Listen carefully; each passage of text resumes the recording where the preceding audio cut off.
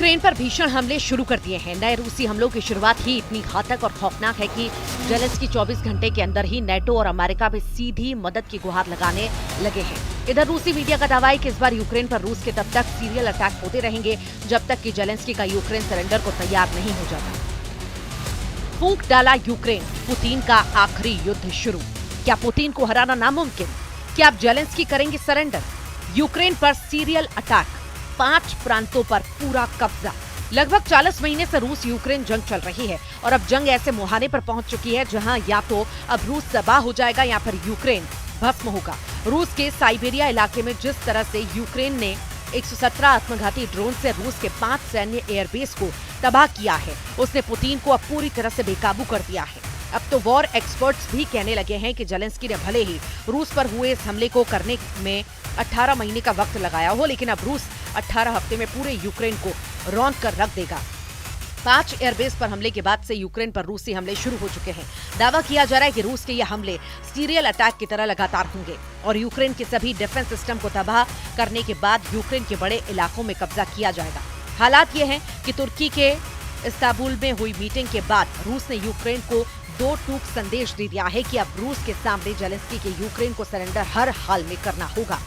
इधर NATO Europe भले ही Ukraine को जंग में मजबूत करने के लिए एड़ी चोटी का जोर लगा रहा हो, लेकिन अमेरिका की तरफ से ऐसा लगने लगा है वो अब पुतिन के रूस से विनाश ही हद तक पंगा नहीं लेना चाहता। हम आपको दिखाने जा रहे हैं कि कैसे पुतिन के रूस ने एयरबेस पर हुए हमलों को बदला लेना शुरू कर दिया है और यूक्रेन को तिल तिल करके मारना शुरू कर दिया है। पिछले 24 घंटे से पूरे यूक्रेन में जबरदस्त रूसी हमले हो रहे हैं। तबाह इमारतें, जलते ईंधन डिपो और तबाह होते यूक्रेनी हथियारों का तस्वीरें साबित कर रही हैं कि पुतिन की रूसी सेना ने भयानक तरीके से बदला लेना शुरू कर दिया है।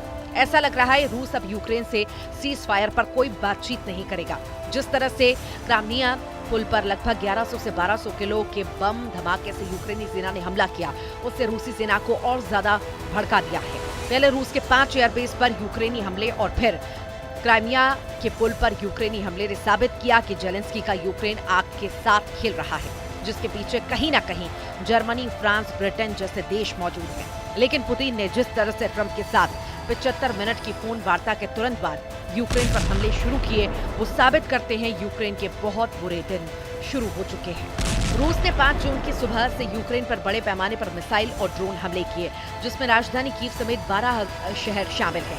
यूक्रेन के पश्चिमी क्षेत्रों को रूसी सेना ने निशाना बनाया। इस हमले में कीव सहित टोर्नोपिल, खमेलनित्स्की ओब्लास्ट और लुत्स्क में विस्फोटकों की खबरें आई। कीव में ड्रोन हमलों से कई आवासीय इमारतों और नागरिक बुनियादी ढांचे में आग लग गई है, जिसमें कम से कम 16 लोग घायल हुए हैं। मेयर विटाली क्लिचको ने इसकी पुष्टि की। रूस ने अपने Tu-95MS स्ट्रेटेजिक बॉम्बर से क्रूज मिसाइलें दागी, जिसके बाद यूक्रेन के सभी क्षेत्रों में हवाई हमले की चेतावनी जारी की गई। पश्चिमी यूक्रेनी शहर टेर्नोपिल, जो आमतौर पर रूसी हमलों का निशाना नहीं बनाया जाता है, वहां भी बुनियादी ढांचे और औद्योगिक सुविधाओं पर हमले हुए, जिससे शहर के कुछ हिस्से की बिजली गुल हो चुकी है।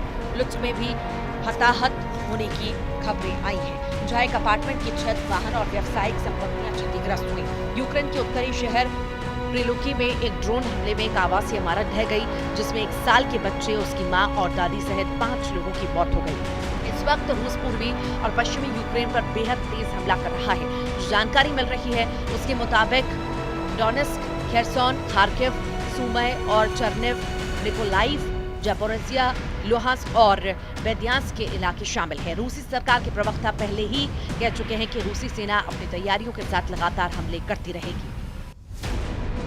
उधर यूक्रेन के राष्ट्रपति जेलेंस्की का कहना है कि रात के समय 400 से ज्यादा ड्रोन स्ट्राइक, 40 से ज्यादा मिसाइलें, जिनमें एक बैलिस्टिक मिसाइल भी शामिल है, लॉन्च की गई। रूस के हमलों में कीव की आवासीय इमारतों, शहर के बुनियादी ढांचे को नुकसान पहुंचा। कई दूसरे क्षेत्रों में हुए हमले में एक साधारण होटल को नष्ट भी किया, जहां यूक्रेनी एथलीट रुके थे। ये हमला रूसी राष्ट्रपति व्लादिमीर पुतिन और अमेरिकी राष्ट्रपति डोनाल्ड ट्रंप के बीच 4 जून को हुई फोन पर बातचीत के एक दिन बाद हुआ। ट्रंप ने बताया था कि पुतिन ने यूक्रेन के ऑपरेशन स्पाइडर वेब के जवाब में कड़ा जवाब देने की बात कही थी।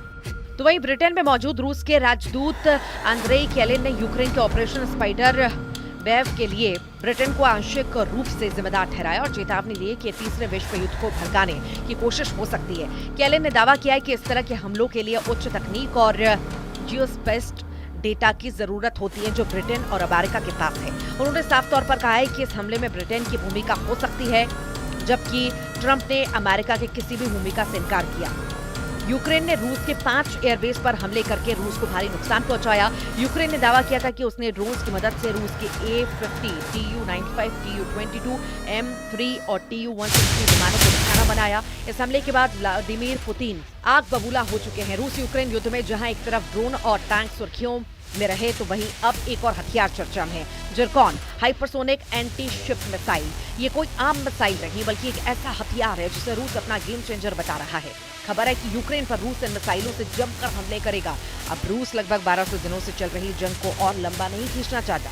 यूएन के मुताबिक 3.5 साल की जंग में 30 लाख यूक्रेनी अपने ही देश में दूसरे ठिकानों पर जा चुके हैं, जबकि 60 लाख से ज्यादा यूक्रेनी विदेशों में शरण लिए हुए हैं। इधर पुतिन ने अमेरिका और यूक्रेन को साफ कह दिया है कि अगर सीजफायर चाहते हो तो यूक्रेन के कम से कम 5 प्रांत रूस के हवाले कर दो। हम आपको बता दें कि रूस ने इन इलाकों पर हमले तेज कर दिए हैं जिन पर वो कब्जा करना चाहता है। अब आप ये जान लीजिए पुतिन सीजफायर किस शर्त पर करना चाहते हैं। रूसी सूत्रों के मुताबिक रूस ने यूक्रेन से 5 प्रांत देने को कहा है। रूस जिन 5 जगहों से यूक्रेन की आर्मी को हटाने पर तुला है वो डोनेस्क, खेरसोन, खार्किव और जापोरिजिया और लुहांस्क है। डोनेस्क एरिया में रशियन बोलने वालों का प्रतिशत ज्यादा है जो खुद को रूस के करीब मानते हैं। आखिरी सेंसस के मुताबिक डोनेस्क की लगभग 75% जनसंख्या रूसी बोलती है। वे कल्चरली भी रूस से जुड़े हुए हैं। इसके अलावा साल 2014 में क्रीमिया के रूस में विलय के बाद यहाँ के लोग खुलकर मॉस्को के सपोर्ट में आने लगे। यूक्रेनी सेना और रूसी सपोर्टरों के बीच भारी जंग हो चुकी है। 5 जून को यूक्रेन ने रूस के ब्रांस्क ओब्लास्ट में क्लिंसी शहर के पास रूसी मिसाइल सैनिकों के ठिकाने पर हमला किया। यूक्रेन के सशस्त्र बलों के जनरल स्टाफ के अनुसार इस हमले में एक मिसाइल लॉन्चर नष्ट हुआ है, 2 अन्य को गंभीर नुकसान हुआ। ये इकाई 26वीं मिसाइल ब्रिगेड का हिस्सा थी। कथित तौर पर हमला तब हुआ जब ये यूक्रेन पर अटैक करने वाली थी। इधर रूस के पलटवार से पूरे यूक्रेन में कोहराम मचना शुरू हो चुका है। रूस ने जवाबी कार्रवाई में यूक्रेन पर बैलिस्टिक मिसाइलें दागी। यूक्रेन का दावा है कि उसने कई मिसाइलों को अपने एयर डिफेंस से तबाह कर दिया। युद्ध के मैदान से कई विस्फोटक तस्वीरें सामने आई जिनमें यूक्रेनी हेलीकॉप्टर रूसी ड्रोन को मार गिराते हुए दिखाई दिए।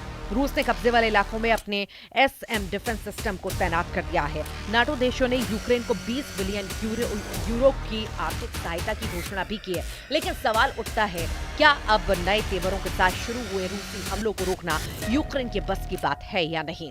यूक्रेन के मुकाबले रूस 20 गुना ज्यादा ताकतवर देश है जो अब रूस से अपने वजूद की जंग लड़ने को मजबूर है।